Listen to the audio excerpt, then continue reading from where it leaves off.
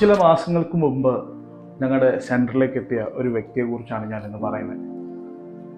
അപ്രതീക്ഷിതമായി 2 ദിവസങ്ങൾക്ക് മുമ്പേ, ആ വരുന്ന ദിവസത്തിന് 2 ദിവസങ്ങൾക്ക് മുമ്പ് അദ്ദേഹം വിളിച്ചു, സ്ലോട്ട് ബുക്ക് ചെയ്തു. അദ്ദേഹത്തിന് കൗൺസിലിംഗ് വേണമെന്ന് പറഞ്ഞു. അപ്പം അദ്ദേഹം കേരളത്തിലെ വളരെ പ്രസിദ്ധമായ അക്ഷര നഗരി എന്നറിയപ്പെടുന്ന കോട്ടയം ജില്ലയിൽ നിന്നാണ് വിളിക്കുന്നത്. അപ്പോൾ അദ്ദേഹം കൗൺസിലിങ്ങിന് വേണ്ടി 2 ദിവസം കഴിഞ്ഞ് ആ കറക്റ്റ് ടൈമിന് അരമണിക്കൂർ മുമ്പേ അവിടെ വന്നു. അപ്പം അദ്ദേഹം വന്നു കഴിഞ്ഞപ്പോൾ തൊട്ട് അദ്ദേഹത്തിന് വളരെ ധൃതിയാണ്. കൗൺസിലറിനെ കാണണം, എന്ന് സംസാരിക്കണം. അദ്ദേഹത്തിന് 2 ദിവസം കഴിഞ്ഞേ സ്ലോട്ട് ഉള്ളൂ എന്ന് പറഞ്ഞപ്പോൾ തന്നെ അദ്ദേഹത്തിൻ്റെ കോൾ പെട്ടെന്ന് കട്ട് ചെയ്തു. കുറച്ച് കഴിഞ്ഞാണ് അദ്ദേഹം വീണ്ടും വിളിച്ച് നമ്മുടെ റിസപ്ഷനിൽ ബ്ലോക്ക് ചെയ്തത്. അപ്പോൾ 2 ദിവസം കഴിഞ്ഞ് വളരെ ധൃതി പിടിച്ച് വന്ന ഈ മനുഷ്യന് വളരെ വെപ്രാളമൊക്കെ കണ്ടിട്ട് പെട്ടെന്ന് ഞാൻ എൻ്റെ സെഷൻ വൈൻഡപ്പ് ചെയ്തു. അപ്പോൾ ഉണ്ടായിരുന്ന സെഷൻ വൈൻഡപ്പ് ചെയ്ത് പെട്ടെന്ന് അദ്ദേഹത്തെ വിളിച്ചു. അദ്ദേഹം അകത്ത് കയറി വന്ന് സംസാരിക്കാൻ വേണ്ടി തുടങ്ങി. നമ്മൾ അങ്ങോട്ട് പ്രശ്നങ്ങൾ എന്താണ് എന്നൊന്നും ചോദിക്കേണ്ടി വന്നില്ല. കേസ് ഹിസ്റ്ററി ഒക്കെ എടുക്കാൻ വേണ്ടി നമ്മൾ റെഡിയായി ഇങ്ങനെ ഇരിക്കുമ്പോഴാണ് അദ്ദേഹം സംസാരിച്ചങ്ങ് തുടങ്ങിയത്. അപ്പോൾ അദ്ദേഹം എനിക്ക് തോന്നുന്നു ഒരു 48 വയസ്സുണ്ട്. ഈ 48 വയസ്സുള്ള ഈ മനുഷ്യൻ ഇദ്ദേഹത്തിൻ്റെ കാര്യങ്ങൾ സംസാരിച്ചു തുടങ്ങിയത് വർഷങ്ങൾക്ക് മുമ്പ് അദ്ദേഹത്തിൻ്റെ ഫാമിലിയിലുണ്ടായ ഒരു ചെറിയ ഇൻസിഡൻറ്റ് കാരണമാണ്. വളരെ ചെറിയൊരു ഇൻസിഡൻറ്റ് കാരണമാണ്. അദ്ദേഹം മാരീഡ് ആയതിൻ്റെ 2 ദിവസം കഴിഞ്ഞ്, 2 ദിവസം കഴിഞ്ഞല്ല, അദ്ദേഹം മാരേജായി. അതെ, കൃത്യം പറഞ്ഞാൽ ഒരു തിങ്കളാഴ്ച മാരീഡ് ആവുന്നു. ബുധനാഴ്ച രാവിലെ അദ്ദേഹത്തിൻ്റെ ക്ലോസ് ഫാമിലി, അമ്മയുടെ അനിയത്തിയുടെ വീട്ടിലേക്ക് വിരുന്നിന് പോവുകയാണ്. അവർ രണ്ടുപേരുടെ പുതിയ വിവാഹിതരായ നവദമ്പതികൾ അവരുടെ ഫാമിലി ഒരുമിച്ചുള്ള ലഞ്ചിന് വേണ്ടി വിരുന്നിന് വിളിച്ചു. വിവാഹ വിരുന്നിന് വിളിച്ച് അവരവിടെ ചെന്നു. അപ്പം അദ്ദേഹത്തിൻ്റെ ഭാര്യ ധരിച്ചിരുന്ന ഡ്രസ്സ് വളരെ മോഡേൺ ഡ്രസ്സാണ്. അദ്ദേഹം അന്ന് അദ്ദേഹത്തിന് ഒരു ബുദ്ധിമുട്ടൊന്നും തോന്നിയില്ല. ഇട്ടുകൊണ്ട് പോയപ്പോഴൊരു ബുദ്ധിമുട്ട് തോന്നിയിരുന്നില്ല. പക്ഷേ അവിടെ ചെന്ന് കഴിഞ്ഞ് അദ്ദേഹത്തിൻ്റെ ഫാമിലിയിലുള്ള ആളുകൾ, എസ്പെഷ്യലി അമ്മയുടെ അനിയത്തിയും അവരുടെ മക്കളും ഒക്കെ പറഞ്ഞു, നമ്മുടെ വളരെ പാരമ്പര്യമുള്ളൊരു കുടുംബമാണ്, ഇങ്ങനെയൊക്കെയാണോ ഡ്രസ്സ് ചെയ്യുന്നതെന്നൊക്കെ പറഞ്ഞ് അദ്ദേഹത്തിൻ്റെ ഭാര്യനെ അവിടെ കുറ്റപ്പെടുത്തി. പുള്ളിക്കാരിക്ക് അതൊന്നും ഫീൽ ചെയ്തില്ല. ഭാര്യയ്ക്ക് അതൊന്നും ഫീൽ ചെയ്തില്ല. അപ്പോൾ ഈ വ്യക്തിക്ക് അത് ഭയങ്കര ഇൻസൾട്ടായിട്ട് തോന്നി, ഭയങ്കര ദേഷ്യം തോന്നി. പക്ഷെ അവരോടത് പ്രകടിപ്പിച്ചില്ല, പുള്ളിക്കാരിയോടും പ്രകടിപ്പിച്ചില്ല. തിരിച്ച് വീട്ടിൽ വന്ന് കയറി ഭയങ്കരമായിട്ട് ഷൗട്ട് ചെയ്തു ഭാര്യയുടെ നേരെ, ഭയങ്കരമായിട്ട് ദേഷ്യപ്പെട്ടു. ഒരു കാര്യമില്ലാതെ അങ്ങ് ദേഷ്യപ്പെടുകയാണ്. അതുവരെ സന്തോഷിച്ച് വന്നവർ പെട്ടെന്ന് മൂഡ് സ്വിങ് ചെയ്യുന്ന പോലെ പെട്ടെന്ന് ദേഷ്യപ്പെട്ടിട്ട് 2 ദിവസം കഴിഞ്ഞ് ഈ ബുധനാഴ്ച വൈകിട്ടത്തെ സമയം ഒരു 4-5 മണിയായി കാണും, ഭാര്യയുടെ തലയുടെ ഭാഗവും കൂടെ ചേർത്ത് ഒറ്റ അടി അടിച്ചു. ചെവിക്കല്ല് തീർത്ത് അടിച്ചു എന്ന് തന്നെ പറയാം. ആ ഒരു അടിയിൽ അദ്ദേഹത്തിന് നഷ്ടപ്പെട്ടു പോയത് അദ്ദേഹത്തിൻ്റെ ഭാര്യയ്ക്ക് അദ്ദേഹത്തോടുള്ള സ്നേഹവും ബഹുമാനവും ഒക്കെയാണ്. അപ്പോൾ അദ്ദേഹം ആ ഭാര്യയോട് എനിക്ക് സംസാരിക്കേണ്ട ഒരു ആവശ്യകത ഉണ്ടായിരുന്നു. അങ്ങനെ അദ്ദേഹത്തിൻ്റെ ഭാര്യയെ വിളിപ്പിച്ചു, ആ ഭാര്യയോട് സംസാരിച്ചു, ഈ കറക്റ്റ് ഇൻസിഡൻറ്റ് അറിയാൻ വേണ്ടി. അങ്ങനെയാണ് ഈ ഇൻസിഡൻറ്റ് കൃത്യമായിട്ട് അറിയുന്നത്.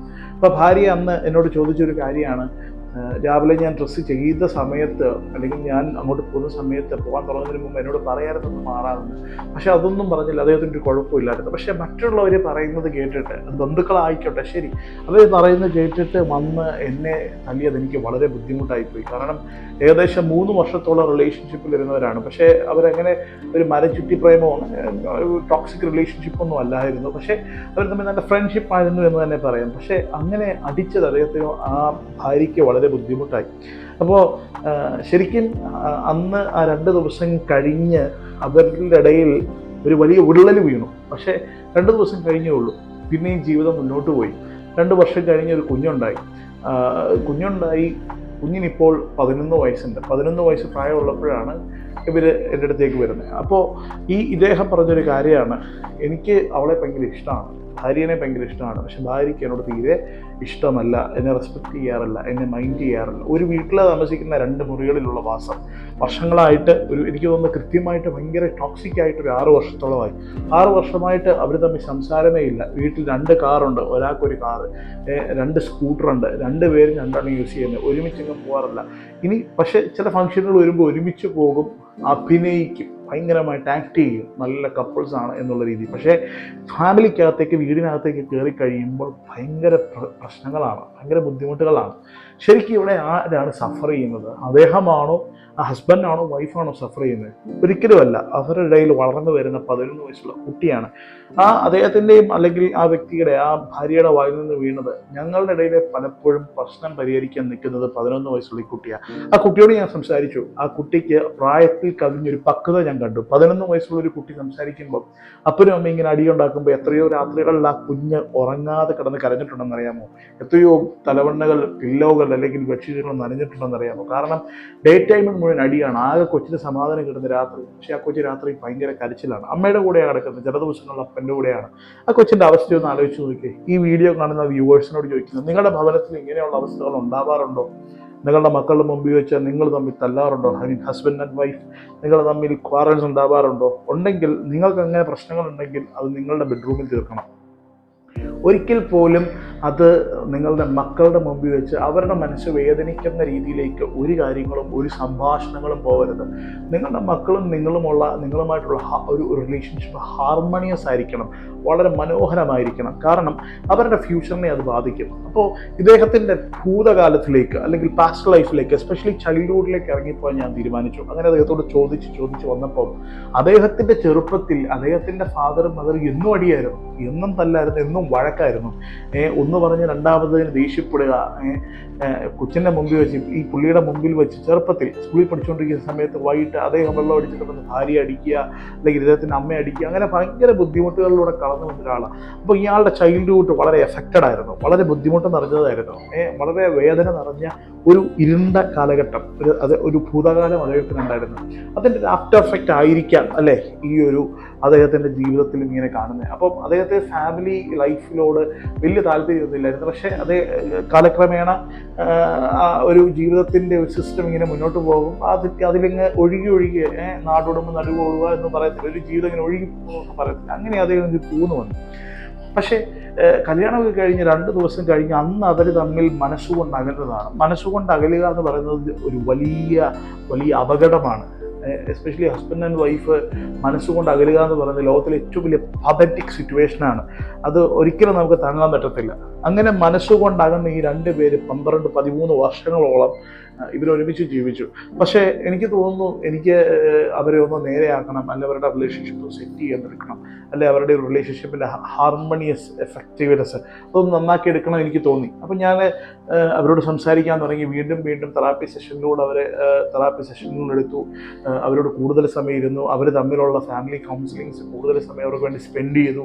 സാധാരണ 1 മണിക്കൂറൊക്കെ ഇരിക്കുന്നത് 4-5 മണിക്കൂർ അടുപ്പിച്ചിരിക്കാൻ തുടങ്ങി. ഇവരോട് മാത്രം. മറ്റ് കേസുകൾക്ക് മറ്റു ദിവസങ്ങളിൽ ഒന്ന് പോസ്റ്റ്പോൺ ചെയ്തിട്ട് അടുപ്പിച്ച ചില ദിവസങ്ങളിൽ ഇവരോട്ടിരുന്നു. ഏകദേശം എനിക്ക് തോന്നുന്നത് ഞാൻ 28-30 സെഷനോടും ഇവരുമായിട്ടിരുന്നു. എനിക്ക് 1 മാസത്തിനടുത്ത് ഇവരുടെ കൂടെ ഇരുന്നു. കാരണം എന്നും തന്നെയും പിന്നെ ഇങ്ങനെ അടിയാണ്. അവസാനം കുറേ ദിവസങ്ങൾക്ക് ശേഷം എന്നും ഞാൻ ചെയ്യാറുള്ളത് പോലെ, ചില കൗൺസിലിംഗ് ചെയ്യാറുള്ളത് പോലെ ഇവരോട് പറഞ്ഞു, നിങ്ങൾ പരസ്പരം കണ്ണിൽ നോക്കാൻ പറഞ്ഞു.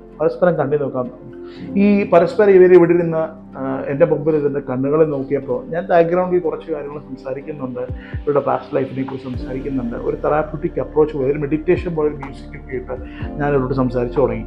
കുറച്ചുകൂടെ കഴിഞ്ഞപ്പോൾ കണ്ണുകളിൽ നോക്കാൻ തുടങ്ങിയത് ഏകദേശം ഒരു 4-5 മിനിറ്റ് കഴിഞ്ഞപ്പോൾ ആദ്യം കരയാൻ തുടങ്ങിയത് ഭാര്യയാണ്. കുറ്റങ്ങൾ മാത്രം കണ്ട് പറഞ്ഞുകൊണ്ടിരുന്ന ഈ ഭാര്യ കരയാൻ തുടങ്ങി. കണ്ണ് നിറഞ്ഞു. അത് കഴിഞ്ഞ് കുറേ കഴിഞ്ഞ് അദ്ദേഹത്തിൻ്റെ കണ്ണൊന്നും നിറഞ്ഞില്ല. പക്ഷേ അടുത്ത ഒരു 5-10 മിനിറ്റ് പുള്ളിക്കാരി കുറേ നേരം ഇങ്ങനെ കരഞ്ഞ് ഒരു പോയിന്റ് എത്തിയപ്പോൾ ഞാൻ പറഞ്ഞു, പൊട്ടിക്കരയാണെങ്കിൽ പൊട്ടിക്കരയാം. ആ വ്യക്തി, ഭാര്യ അവിടെ നിന്ന് പൊട്ടിക്കരയാൻ തുടങ്ങി. അവിടെ ഇരുന്ന് പൊട്ടിക്കരഞ്ഞ് കുറേ നേരം കഴിഞ്ഞപ്പം ഞാനൊന്നും പറയാതെ തന്നെ ഈ ഭർത്താവ് 2 കൈ കൊടുത്ത് അവരുടെ തോളിലിങ്ങനെ വെച്ചു. ആ തോളിൽ വെച്ച് കഴിഞ്ഞപ്പോൾ അദ്ദേഹത്തിൻ്റെ മടിയിലേക്ക് പെട്ടെന്ന് താഴെ വീണ് പൊട്ടിക്കരയാണ്. ഞാൻ അവിടെ നിന്ന് കണ്ടൊരു കാഴ്ച എനിക്ക് വളരെ വേദന തോന്നിയൊരു കാഴ്ചയാണ്. കാരണം 11 വർഷങ്ങൾക്ക് അല്ലെങ്കിൽ 13 വർഷങ്ങളായി കല്യാണം കഴിഞ്ഞിട്ട് ഈ 13 വർഷത്തിലെ കല്യാണത്തിൻ്റെ അന്നോ അല്ലെങ്കിൽ ആ 2 ദിവസങ്ങളിലോ ഉണ്ടായിരുന്ന ഒരു സന്തോഷമുണ്ട്, ഒരു സ്നേഹത്തോടെയുള്ള ഒരു ടച്ചുണ്ട്. അത് 13 വർഷങ്ങൾക്ക് ശേഷമുള്ള ഒരു ഫ്രൈഡേ വൈകിട്ട് 7 മണി സമയത്താണ് അദ്ദേഹത്തിന് ലഭിക്കുന്നത്, ആ ഭാര്യയ്ക്ക് ലഭിക്കുന്നത്. സ്നേഹത്തോടെ അദ്ദേഹത്തെ ടച്ച് ചെയ്തു, അദ്ദേഹത്തെ ചോർത്ത് പിടിച്ചു, അവരവിടെ ഹഗ് ചെയ്തു. പക്ഷേ ആ ഹഗ് എന്ന് പറയുന്നൊരു വളരെ പൊട്ടിക്കരഞ്ഞ ഇമോഷണൽ മൊമെൻ്റ് ആയിരുന്നു. ആ ഹഗ്ഗിൽ അവിടെ തീർന്നു പോയത് 13 വർഷത്തെ ഇവരുടെ ഇടയിലുള്ള വിള്ളലാണ് അത് അവിടെ കൂട്ടിമുട്ടി ഒട്ടിച്ചേർന്നത്. ഇപ്പോൾ സിംബോളിക്കായിട്ട് നമ്മൾ വിട്ടുകൊടുക്കാൻ തയ്യാറായി കഴിഞ്ഞാൽ വലിയ വാശിയോ വലിയ വൈരാഗ്യമൊന്നും വെക്കാതെ ഒന്ന് വിട്ടുകൊടുക്കാൻ ഒന്ന് ഫ്രീ ആക്കിയാൽ ഒരു പക്ഷേ അകന്നു പൊയ്ക്കൊണ്ടിരിക്കുന്ന ബന്ധങ്ങൾ, വിള്ളൽ വീണ് രണ്ടാവാൻ തീരുമാനിച്ചിരിക്കുന്ന ബന്ധങ്ങൾ, രണ്ടാക്കാൻ ശ്രമിക്കുന്ന ബന്ധങ്ങൾ കൂടിച്ചേർന്നത് വരും. അതും പഴയതിനേക്കാൾ വളരെ ബ്യൂട്ടിഫുൾ ആയിട്ടോ വളരെ സുന്ദരമായിട്ട് ചിലപ്പോൾ ചേർന്നെന്ന് വരും. എൻ്റെ ഒരു കൗൺസിലിംഗ് എക്സ്പീരിയൻസിൽ എനിക്ക് മനസ്സിലായതുള്ളൂ ഇങ്ങനെ വരുന്ന ബന്ധങ്ങളെയൊക്കെ കൂട്ടിച്ചേർക്കാൻ കഴിഞ്ഞിട്ടുണ്ട്. അപ്പോൾ അങ്ങനെ മനസ്സിലായിട്ടുള്ളൊരു കാര്യം, സ്നേഹത്തോടെ അവരോട് സംസാരിക്കുക, അല്ലെങ്കിൽ അവരെ ഒന്ന് ചേർത്ത് നിർത്തുക. എല്ലാ ദിവസവും നിങ്ങളുടെ ഭാര്യയോട് കൂടിയോ അല്ലെങ്കിൽ നിങ്ങളുടെ ഭർത്താവിൻ്റെ കൂടെ സമയം സ്പെൻഡ് ചെയ്യുക. ഇനി ലോങ് ഡിസ്റ്റൻസ് ആണെങ്കിൽ കുഴപ്പമില്ല, ഡെയിലി ഒന്ന് സംസാരിക്കാമോ, മണിക്കൂറുകൾ ഒരു മണിക്കൂർ അല്ലെങ്കിൽ അരമണിക്കൂർ അവരുമായിട്ട് സംസാരിക്കുക, അവരുടെ വിശേഷങ്ങൾ തുറക്കുക. ലൈഫിൽ എന്നും ചിലവുള്ള കാര്യങ്ങൾ മാത്രം സംസാരിക്കാതെ സ്നേഹത്തോടെയുള്ള റൊമാൻറ്റിക് മൊമെൻറ്റ്സ് നിങ്ങളുടെ ഇടയിൽ ഉണ്ടാക്കിയെടുക്കും. അങ്ങനെയൊക്കെ ഉണ്ടാക്കിയെടുത്താലുണ്ടല്ലോ ജീവിതം. ശരിക്കും പറയാറുണ്ട്, പണ്ടൊരു വ്യക്തി പറഞ്ഞതാണ്, കല്യാണം കഴിഞ്ഞാലും പ്രണയിച്ചുകൊണ്ടിരിക്കുക എന്നുള്ളതാണ്.